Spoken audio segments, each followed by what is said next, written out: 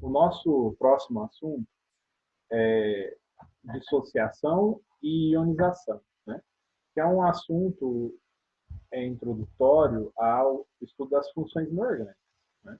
Ácidos, bases, sais, óxidos, né?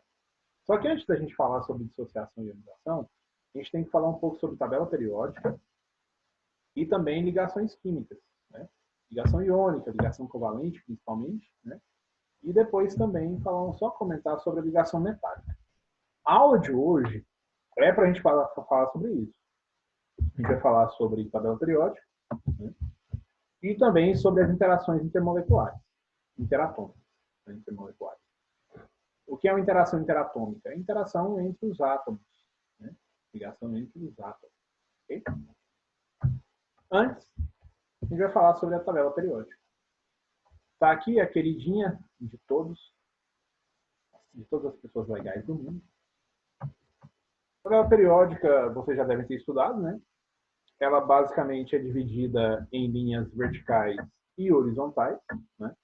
Nós temos 7 linhas horizontais.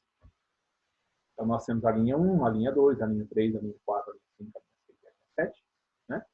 E nós temos 18 linhas verticais. Então, se a gente contar aqui, a primeira é a do hidrogênio, a segunda é a do berílio, a 5 é a do boro, depois a 6 é a do carbono, a 7 é do nitrogênio, a 8 é do oxigênio, né?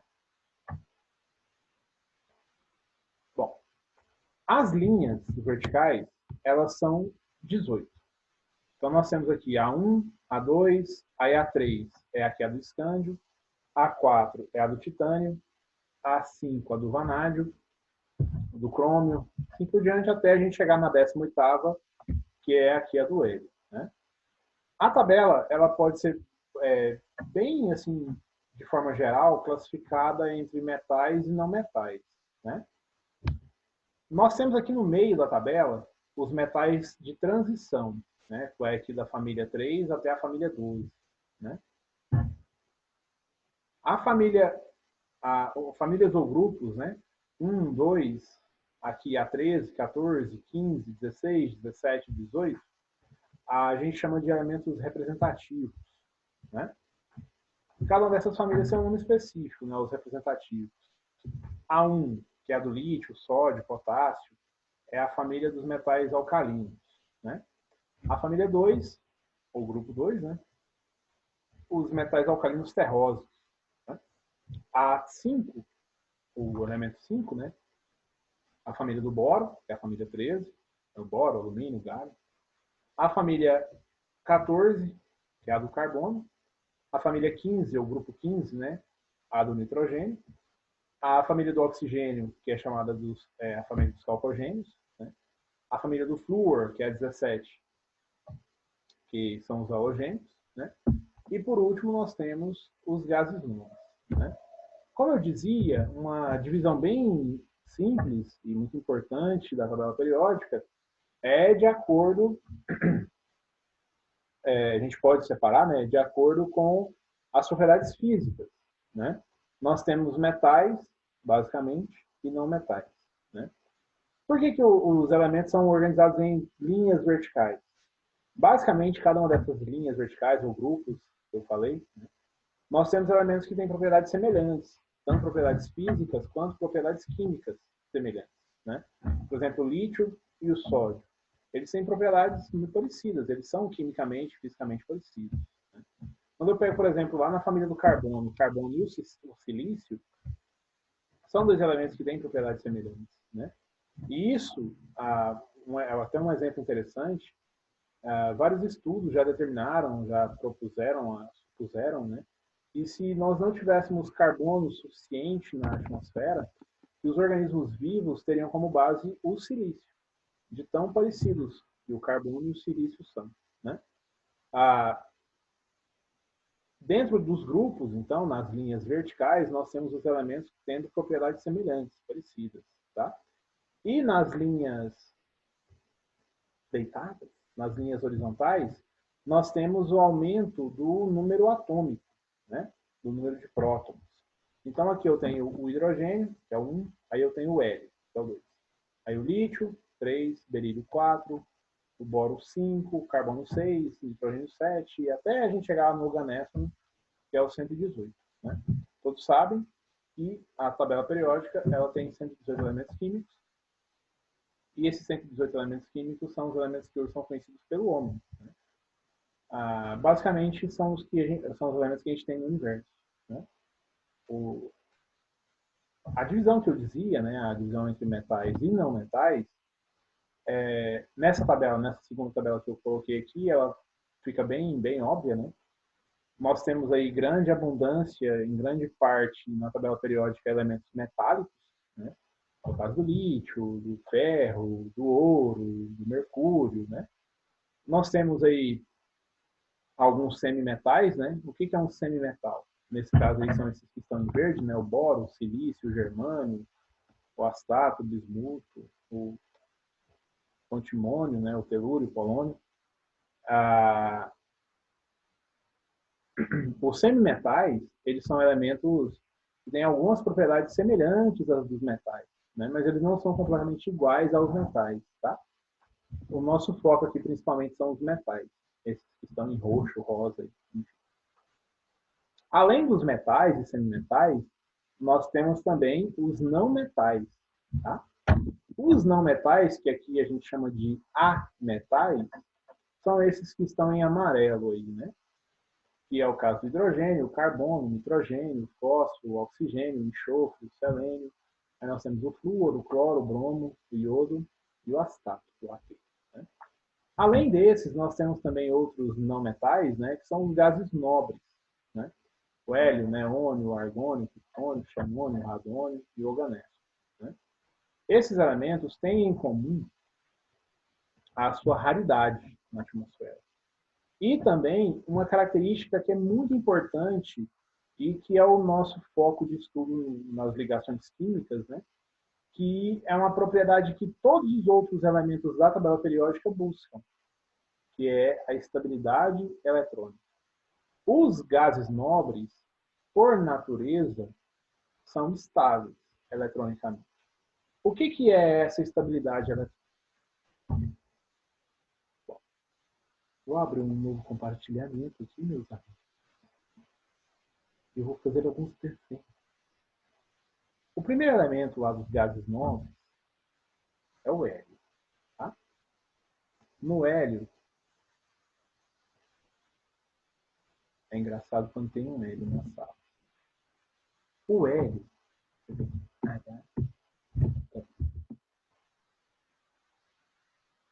tem no total 2 elétrons. Certo? Qual que é o segundo elemento lá da tabela periódica? É o segundo gás nobre, né, da tabela periódica.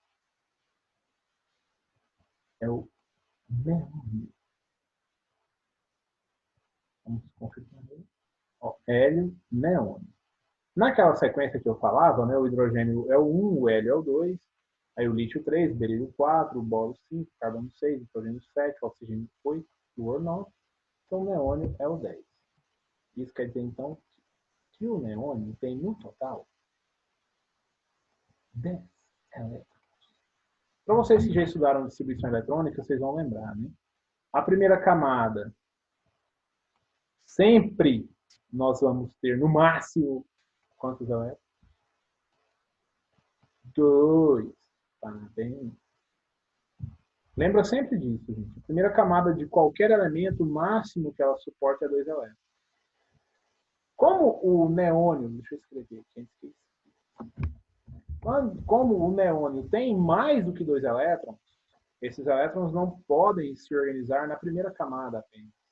É necessário o quê? Que esse elemento tenha mais do que uma camada. Né? No caso do neônio, ele tem duas. Né? Na segunda camada, quantos elétrons então o neônio vai ter? Se o máximo, se o neônio tem 10 elétrons e ele tem 2 na primeira, então falta nós pôr aqui 8 elétrons. Então vamos lá. Fazer 8 barrinhas.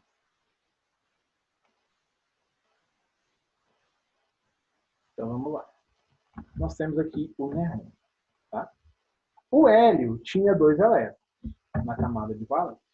Estão lá os 2 elétrons na última e na única camada que ele possui.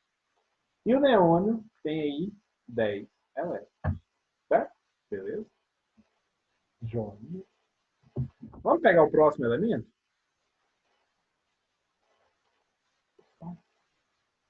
O próximo elemento é o argônio, é o AR. Se a gente pega de novo a sequência, a tabela periódica, a gente vai ver, nós vai ver, que o argônio, ele tem 18 elétrons. Então ele vai ter 2 na primeira, 8 na segunda, 2 mais 8, 10. E na terceira camada ele vai ter também 8 elétrons. Então seria AR. Argônio. Então ele tem 2 na primeira, 8 na segunda, não vou fazer porque não vai demorar demais. E na terceira camada, o argônio tem 8. Isso aqui é um assunto que vocês estão trabalhando com o Aleno, né? É bom que a gente retoma lá o assunto dele também. É um assunto muito importante. Bom, se o argônio tem 8 elétrons na camada de valência, ele possui a mesma propriedade, a mesma estabilidade eletrônica que o neônio tem. Essa teoria aí é chamada de teoria do octeto. Lembra? A teoria do octeto vai falar o quê? Os elementos atingem estabilidade eletrônica quando a sua última camada é estável. A teoria do octeto vai falar, então, que os elementos atingem estabilidade eletrônica quando o elemento tiver 8 elétrons na camada de valência. Ah, mas e o hélio? Existe uma outra teoria, né, que é igual à do octeto, mas é chamada de teoria do dueto, né, que fala que elementos, átomos menores, né, que só tem apenas uma camada, não vão atingir 8 elétrons, porque essa primeira camada suporta no máximo 2 elétrons. Né? É o caso do hélio. Ok? Os outros elementos, vamos voltar lá na tabela periódica. Os outros elementos não têm 2 ou 8 elétrons na camada do valor. Dependendo da família, eles vão ter um, que é o caso aqui do lítio, ou do hidrogênio, né? Que não é um metal alcalino, mas tem a mesma quantidade de elétrons, né? 1 elétron. O berílio, que tem 2 elétrons na camada de valência. O alumínio, que tem 3. O carbono, que tem 4. O nitrogênio, que tem 5. O oxigênio, que tem 6. O flúor, que tem 7 na camada de valência. E esses elementos não são estáveis eletronicamente. Como é que esses elementos adquirem estabilidade eletrônica? Quando eles se ligam a outros átomos. Né? Nessa perspectiva de ligação, a gente tem 3 tipos de ligação. A ligação iônica, a ligação covalente e a ligação metálica. Tá? A ligação iônica acontece de que maneira? A ligação iônica ela vai acontecer entre um metal e um não metal. Tá? O metal, deixa eu voltar aqui, os metais, né, de forma geral, como a gente viu aqui na tabela, são esses que estão na parte roxinha. Né? Os metais, eles têm mais elétrons do que eles precisam. Então vamos lá de novo no compartilhamento daquela folhinha branca. Vou colocar aqui o lítio. O lítio ele tem no total 3 elétrons. Então, se ele tem 3 elétrons, ele tem 2 na primeira camada. 3 no total, né? Então falta 1 na segunda camada. Esse aqui é o L. Bom, como é que ele pode fazer para atingir a estabilidade eletrônica? É mais fácil ele atingir a estabilidade a configuração do hélio ou do neon.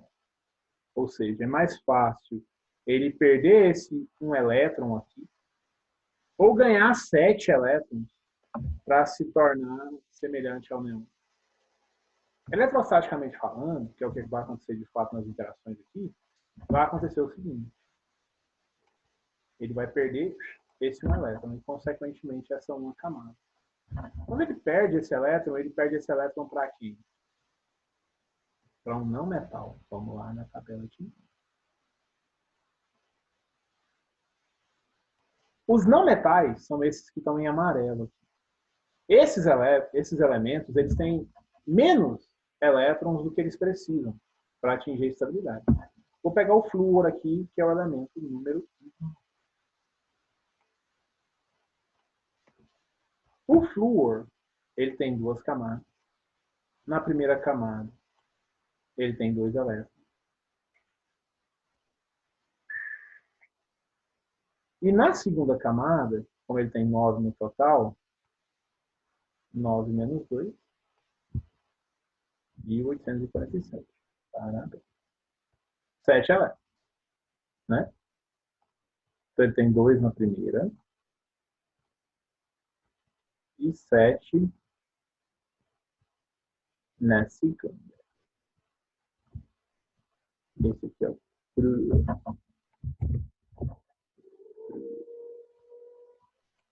Como ele tem 7 elétrons na segunda camada, ele tem que chegar a 8 elétrons nessa segunda camada, ele vai atrair do lítio aquele elétron que o lítio tinha a mais. Certo? Como o lítio tinha um elétron a mais e ele perde esse um elétron que sai da eletrosfera do lítio, vou colocar ele aqui, em deslocamento, ele vai para a camada de valência do flúor. Quando o lítio perde esse elétron, ele perdeu esse elétron aqui, né? O lítio, ele tinha no início 3 prótons, 3 e 3 elétrons. Se o lítio perdeu esse elétron, esse um elétron, ele continuou então com 3 prótons e ele passou a ter quantos elétrons? 2, né? 2 elétrons. Quando o lítio perde esse elétron, ele adquire uma carga. Essa carga, lítio mais ou lítio mais 1. Né? Isso porque isso aqui mostra para a gente que ele tem um próton a mais que o número de elétrons. Lembra que o próton é definido pela carga positiva, né? E o elétron pela carga negativa. Então, se ele tem mais prótons do que elétrons, eu vou indicar essa quantidade a mais. Né? No caso aqui, então, mais 1. No caso do flúor, o flúor tinha aqui 9 prótons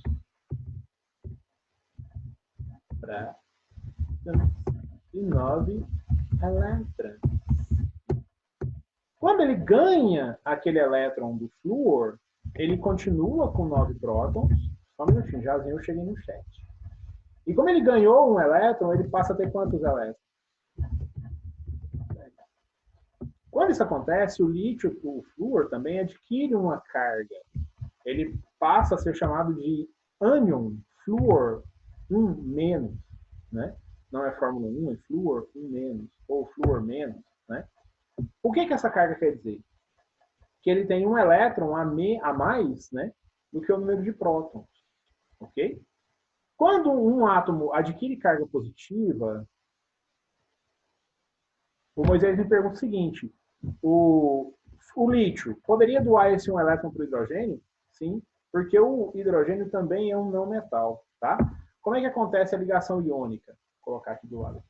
A ligação iônica, para que ela ocorra, eu tenho que ter um metal e um não metal. A única... Como é que eu falo? A única...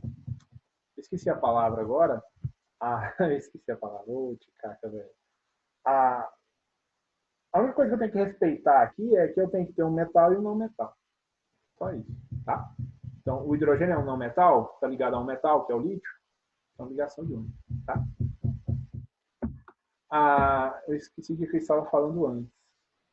Nós falávamos sobre o lítio. Sim. Quando eu tenho um metal e esse metal perde elétrons, eu vou escrever aqui, o metal ele se torna um cátion, certo? E o não metal, ele é chamado de quê? Ânion. Não é ônion, de cebola, tá? É ânion. O ânion, ele tem carga o quê? Negativa. E o cátion, ele adquire carga o quê? Positiva, tá? Então, sempre o metal vai ser o cátion, ele vai gerar o cátion quando ele perde elétron. E o não metal, que é chamado também de ametal, ele vai gerar o ânion. Tem carga negativa porque tem mais elétrons do que prótons. Ok. Então vamos voltar para aquele outro compartilhamento lá na apresentação de slides. A ligação iônica, nesse caso aqui eu tenho a ligação entre o Na e o Cl-. Olha só, no início o sódio tem um elétron na camada de valência. E o cloro, que são as bolinhas vermelhas, a gente tem 7 bolinhas aí, 7 elétrons. Né? Então quer dizer que o cloro tem um elétron a menos do que ele precisa e o sódio tem um elétron a mais do que ele precisa. Né? Quando a interação entre esses dois átomos, entre o metal, sódio, e o não metal, cloro, acontece, o cloro atrai do núcleo, com o cloro pelo seu núcleo, de acordo com a força eletrostática do seu núcleo, dos seus prótons, da sua quantidade de prótons, atrai o elétron do sódio. Então, o sódio perde o elétron para o cloro passa a ter 8 elétrons na camada de valência. O sódio, ele tem 11 no total. Então, é 2 na primeira camada, 8 na segunda e 1 na terceira. 2 mais 8, 10, mais 1, 11. Certo? Quando ele perde esse 1 elétron, aquela última camada onde estava esse último elétron se perde também. Então, a camada dele que se torna a camada de valência é a camada anterior. É a camada 8, que tem 8 elétrons. Né? Deixa eu só fazer esse desenho do sódio aqui, porque a gente já fez de outros.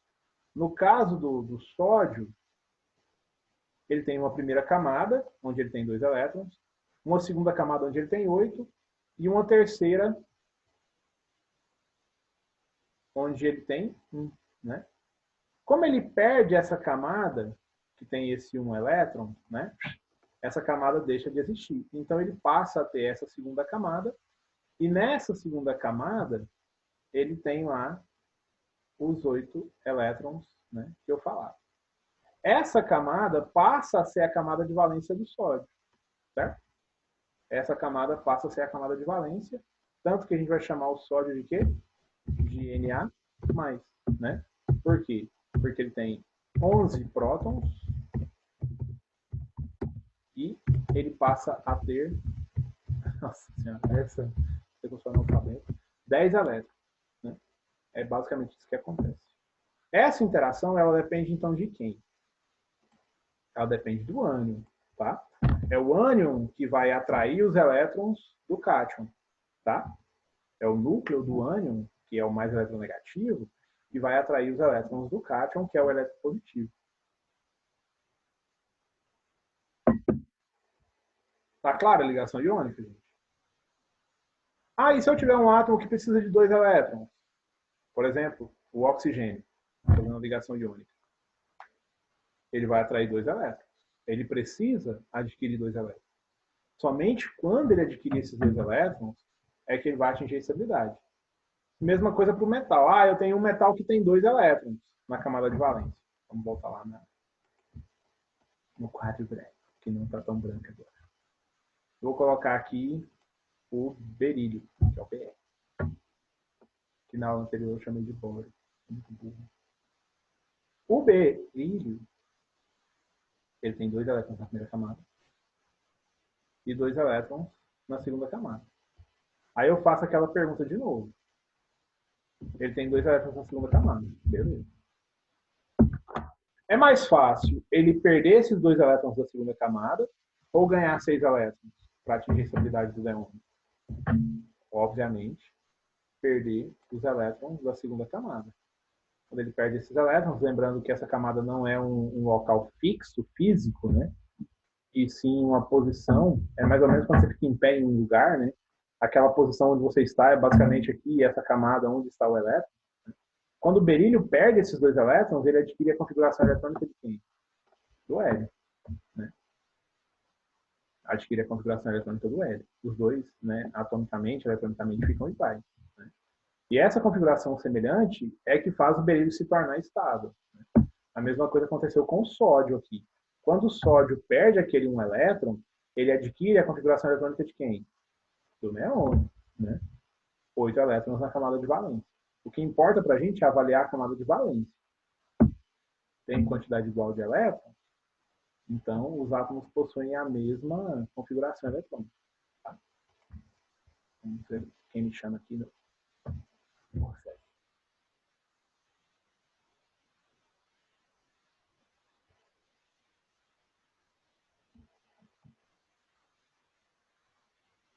Você falou o inverso, mas aí, o metal tem que perder. Sempre o metal perde elétron. E o não metal ganha elétron. Pode. É a mesma lógica. Daqui a pouco, na ligação covalente, a gente vai falar sobre isso. Tá? Aí lá eu comento essa pergunta sua. Tá? Mas lembra, gente. Pelo amor de Deus. O metal, o cátion, né, é o que perde elétrons. O metal perde pela madrugada. E o não metal, ele faz o quê? Ele atrai os elétrons, ele ganha, ele precisa ganhar. Né? O metal perdendo elétrons se estabiliza e o não metal perdendo elétrons se estabiliza. Tá? A ligação covalente acontece basicamente do mesmo jeito. Só que aqui eu não tenho um elemento perdendo ou ganhando. Né? Eu tenho elementos compartilhando elétrons. Então vamos lá na tabelinha, na folha. Eu vou pegar 2 átomos de hidrogênio. Tá? Cada átomo de hidrogênio, deixa eu mudar a cor. Vou pôr essa cor de bosta aqui. Tá? Eu vou pôr 2 átomos de hidrogênio. Bom, cada átomo de hidrogênio tem um elétron na camada de valência.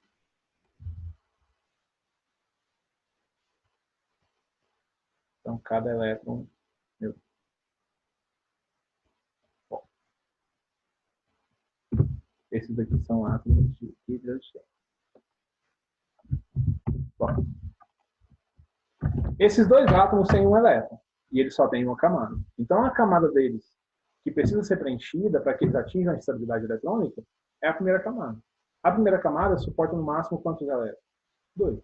Então, se eu tenho 2 átomos que têm um elétron, se esses átomos se aproximam, eles compartilham esse um elétron de cada átomo, eu passo a ter 2 elétrons sendo compartilhados. Né? Quando ocorre esse compartilhamento desses 2 elétrons, eu tenho o que a gente vai chamar de ligação. A ligação é a interação entre os elétrons de ametais, não metais. Tá? E esse compartilhamento desses elétrons faz com que os 2 elementos, os 2 átomos, faz com que esses 2 átomos se estabilizem. Tá?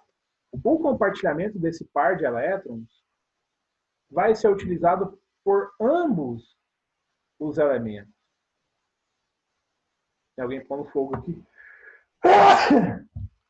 Ave Maria. Ô, parente de índio. Quando esses 2 átomos se aproximam, né? Eu espero que vocês não estejam rindo da minha desgraça. Quando esses 2 átomos se aproximam, quando eles compartilham os 2 elétrons, né?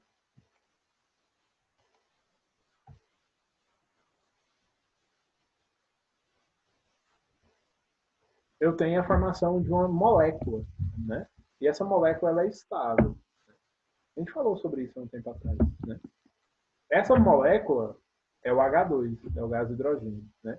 E esse tipo de ligação vai acontecer com todos os elementos, com os elementos não metálicos, né, na realidade.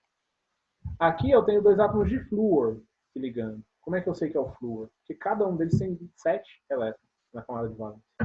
Então você tem 7 elétrons, você tem 2 átomos que precisam de um elétron para se estabilizar. Né? Quando esses 2 átomos se ligam, esses 2 elétrons se compartilham. Né? Esse par de elétrons faz com que minha molécula adquira a quantidade de elétrons que ela precisa para se estabilizar.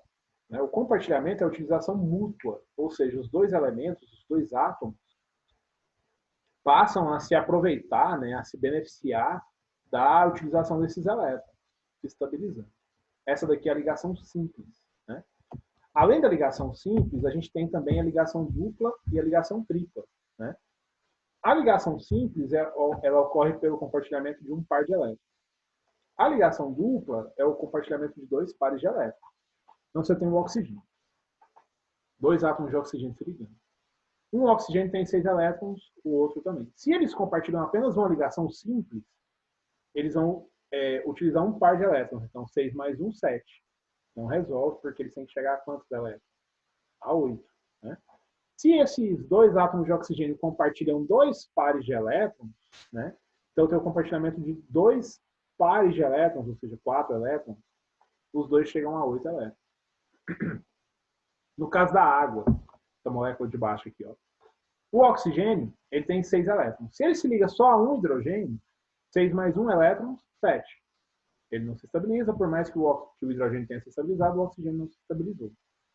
Para que o oxigênio se estabilize, ele tem que se ligar então a quantos átomos de hidrogênio? A 2. Né? Quando o oxigênio se liga a 2 hidrogênios, cada hidrogênio compartilha com o oxigênio 2 elétrons. 1 elétron. Né? Os 2 hidrogênios compartilham 2 elétrons. Esses 2 elétrons somados aos 6 que o oxigênio já possui, estabilizam a molécula de água, o H2O. O N2, que é o gás nitrogênio, forma-se por uma ligação tripla. Né? A ligação tripla é o compartilhamento de 3 pares de elétrons. Então, eu tenho um nitrogênio que já tem 5 elétrons. Se ele só se liga por meio de ligação simples, ele vai adquirir só mais um elétron. 5 mais 1, 6, não resolve o problema. Lembrando que esses elementos têm que chegar a 8 elétrons na camada de valência. Né? Se ele faz a ligação dupla, 5 mais 2 elétrons também não resolve. Então, ele tem que fazer uma ligação que é chamada de ligação tripla. Né? Que ocorre onde ocorre o compartilhamento de 3 pares de elétrons. Então, 5 mais 3, aí ele chega a 8. Né? Aqui embaixo tem a molécula de amônia, que é o NH3. Né? O nitrogênio está se ligando a 3 elétrons, a 3 hidrogênios. Né? Cada hidrogênio tem um elétron disponível, então o nitrogênio tem 5. Se ele se liga somente a um hidrogênio, acontece o mesmo que eu falava antes. Ele só chega a 6, não resolve. Por mais que o hidrogênio se estabilize, o nitrogênio não se estabiliza. E em moléculas desse tipo, todos os átomos têm que ser estáveis. Tá? Aí nós temos aqui embaixo, o nitrogênio se ligando a outro hidrogênio, 5 mais 1, 7, porque ele já tinha o outro lá. Né? Nesse caso aqui, ele vai fazer 3 ligações simples. Né? E as 3 ligações, cada uma das ligações vai haver o compartilhamento de um par de elétrons. 5 mais 3 elétrons, então, vai chegar a 8. Tá? O outro tipo de ligação que eu falava é a ligação metálica. Né? Os átomos metálicos, a ligação metálica, obviamente, vai acontecer entre metais. Né? A ligação metálica, eu tenho os átomos metálicos se organizando, eles se compactam bem, né? Eles ficam bem próximos, os átomos, os núcleos atômicos ficam bem próximos. E ao redor desses núcleos atômicos, a gente tem os elétrons livres. Né? O fato desses elétrons ficarem livres é o que faz, por exemplo, com que os metais sejam excelentes condutores elétricos. Tá? Bom, algumas características dos compostos iônicos covalentes metálicos. Né? Os compostos iônicos formam o que a gente chama de retículo cristalino. Né? As partículas da estrutura ficam bem próximas. Sempre o cátion atraindo o ânion atraindo o cátion, né? Sempre nessa ordem. Tá? Nos compostos covalentes, você tem certo espaço, né, entre essas partículas, é o caso da água, por exemplo. Né? E nos compostos metálicos, a gente tem essa estrutura que eu acabei de falar. Né? Os átomos bem próximos uns dos outros e tal. E ao redor desses átomos, nós temos os elétrons livres, formando um mar de elétrons. Né? Algumas propriedades dos elementos. Né? Os compostos iônicos têm altos pontos de fusão e ebulição. É o caso do sal de cozinha, né? Por exemplo. Você não consegue fazer na sua casa o sal de cozinha passar do estado sólido para o estado líquido, porque o ponto de fusão do sal de cozinha é bem alto. Né? O máximo que você consegue é dissolver em água. Né? E isso não é fazer o sal se tornar líquido. Ele passa a ser ele gera uma solução aquosa. Tá? Os compostos iônicos, eles são isolantes no estado sólido. Então, se você pegar uma porção de sal, ela não conduz corrente elétrica. Agora, se você dissolver ela em água, aí sim ela se torna condutora. A solução se torna condutora. Tá? Os sólidos iônicos, eles são cristalinos. Eu vou disponibilizar a videoaula, tá, Caio? O Caio me perguntou se eu vou disponibilizar essa apresentação. Eu vou colocar a aula tá?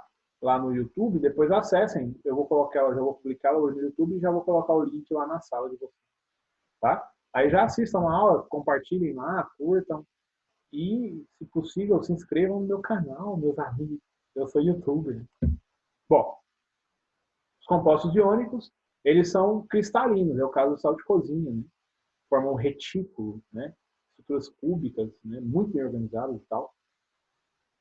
Quando os sólidos iônicos são colocados em água, dissolvidos em água, ou quando eles são fundidos, ou seja, quando eles passam do sólido para o líquido, eles se tornam condutores, tá? Mas no estado sólido, não. As substâncias covalentes, que é o caso da água, do ar atmosférico, do ar, do gás oxigênio, do açúcar, né? São substâncias covalentes, elas têm baixos pontos de fusão e ebulição. Isso se a gente compara aos compostos iônicos e aos metálicos, tá? Todas as substâncias covalentes são isolantes no estado puro, né? A água pura é isolante, água destilada, né? O açúcar, o gás oxigênio, né? Quando a gente tem impurezas nesses sistemas, é que eles se tornam condutores. Na próxima aula a gente vai falar sobre isso, tá? A gente pode encontrar isso tanto no estado sólido, quanto no estado líquido, quanto no estado gasoso, tá? Tem densidade geralmente baixa, né? Uma característica bem interessante dos compostos covalentes. Os plásticos, né? Os derivados do petróleo, gasolina, o álcool, a celulose, né? Derivada da madeira, o algodão, são todas substâncias covalentes, moleculares, tá? E as substâncias metálicas, né? Possuem altos pontos de fusão e ebulição, tá? Que é o caso do ferro, né? Do ouro, por aí vai, dos metais de forma geral. Eles são excelentes condutores, tanto no estado sólido quanto no estado líquido, né? Devido àqueles elétrons livres que eu citei. Eles são maleáveis e dúcteis, né? Ou seja, você consegue formá-los, moldá-los muito bem, né? E os metais também possuem brilho metálico, uma propriedade que os compostos iônicos não possuem, tá? Bom, pessoal, eu queria agradecer demais a presença de vocês aí, a aula já vai encerrar aqui. Na próxima aula a gente fala sobre dissociação e ionização, na segunda-feira que vem, tá? Quando eu publicar o vídeo lá, eu vou deixar informado lá no Google Sala de Aula, assistam, se tiver alguma dúvida. Se tiver alguma dúvida durante a semana, me chamem e façam a atividade que eu passei, tá? É pesquisa, mas ela é muito importante. Um abraço para vocês, fiquem com Deus, boa semana. É nóis. Tchau, tchau.